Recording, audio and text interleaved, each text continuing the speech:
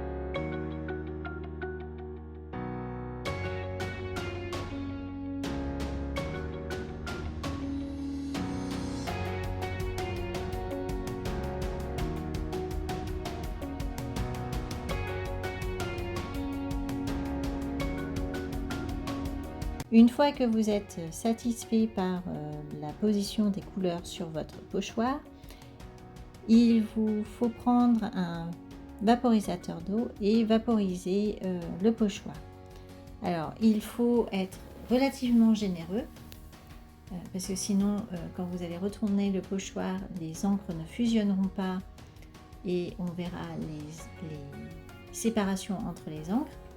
Mais pas trop non plus pour éviter de se retrouver avec une flaque et l'impossibilité de retourner le pochoir. Donc vous avez vu, j'ai mis de l'eau et en le retournant, en fait, il n'y a pas eu de gouttes. Mais par contre, quand je positionne mon pochoir sur mon papier aquarelle, on voit tout de suite que les couleurs fusionnent entre elles. Il y a des endroits où ça ne se fait pas, donc je pousse un petit peu l'eau vers ces endroits.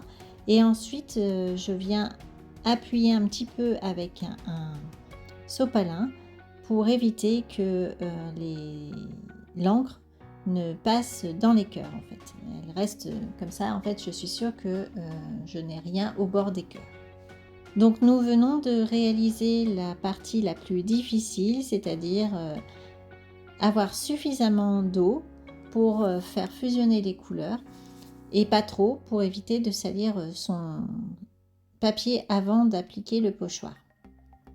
Ensuite, il n'y a plus qu'à retirer le pochoir, essuyer le pochoir et puis un petit peu les excédents d'eau qu'il peut y avoir sur les bords de la carte. J'ai volontairement laissé cette partie de la vidéo à vitesse normale afin que vous puissiez vous rendre compte de la rapidité d'exécution de cette technique qui donne un super rendu sans pour autant prendre beaucoup de temps. Je vous laisse pour la suite de la vidéo en musique. Si vous avez la moindre question, n'hésitez pas à me la poser en commentaire.